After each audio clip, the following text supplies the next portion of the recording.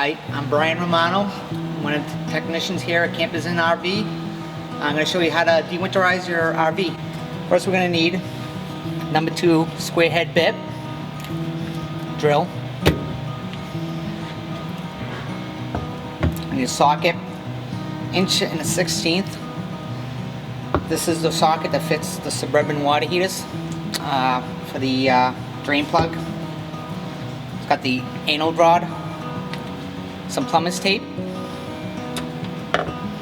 and if that's for the Suburbans, if you have an Atwood, you're going to need a 15/16 socket. Got the drain plug for the Atwoods, plastic drain plug, and a little pipe dope stick to go on it. Alright, so what we're going to do is close the drain for the fresh water tank. Now we're going to fill the fresh water tank, and then when that's all filled, we're going to go inside the camper,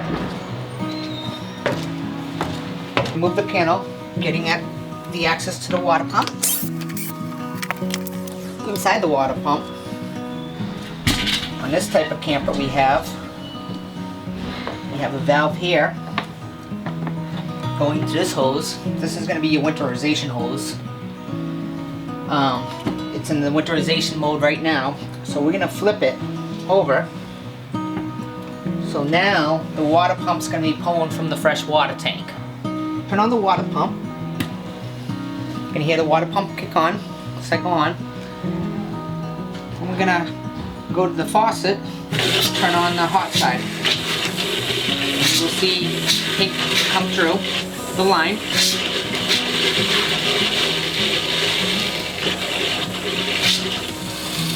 You go till you see clear water go through. Shut off your hot. Your pump should shut off. And the reason why we're going to the water pump versus the city water connection is if there was a leak, you would hear it. The pump will keep on cycling. Then you know that you got a problem, that something's leaking or something was left on one of your faucets. When you go through the city water, if there was a leak, it's going to flood out your camper. So that's why you want to go to the water pump in these. At this point, you want to run all through your faucets, hot and cold. Every faucet you have, you run them through.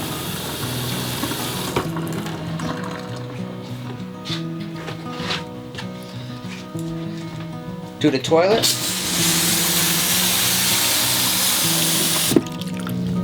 Shower. Hot and cold.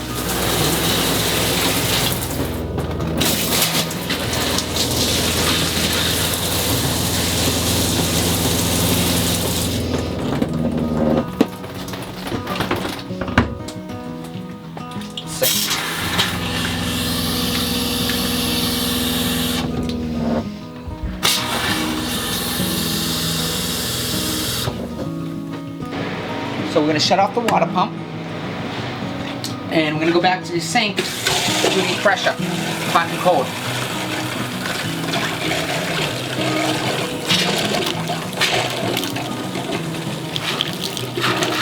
Leave those on.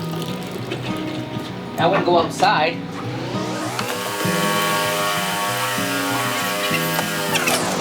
Now under the trailer, you're going to look for your low point drains if you have them. Open those up.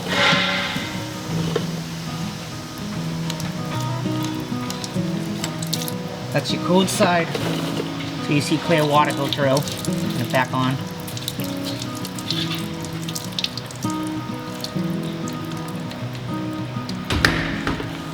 And your hot side.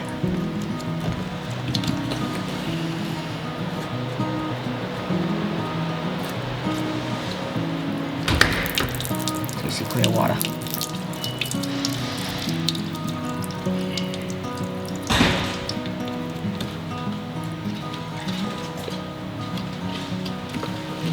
Alright, now we're going to install on this water heater the anode rod.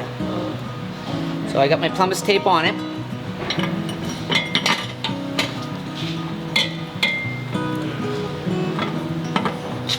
And tighten this up.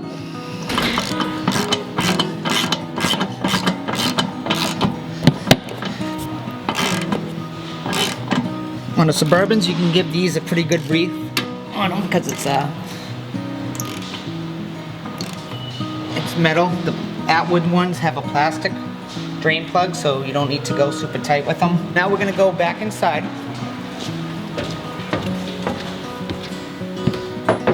On the water pump.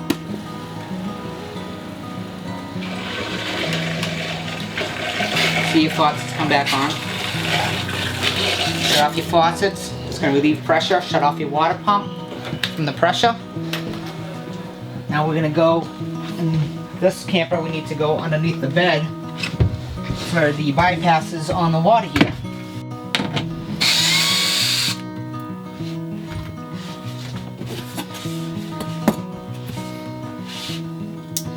Your light.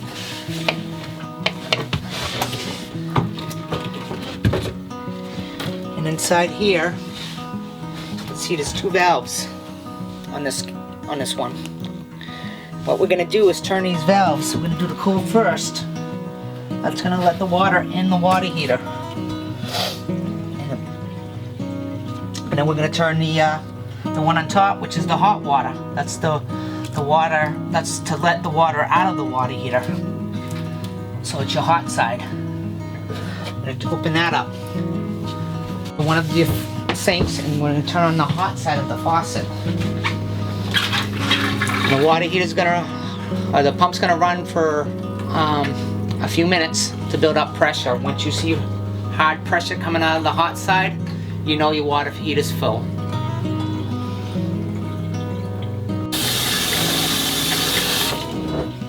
You're running the hot side of the faucets until you hear all the air come out, and now your camper is de-winterized. Alright, thank you for joining us. My name is Bryan Romano from Campers in RV, part of the service team out here. You guys have a great day. Thanks.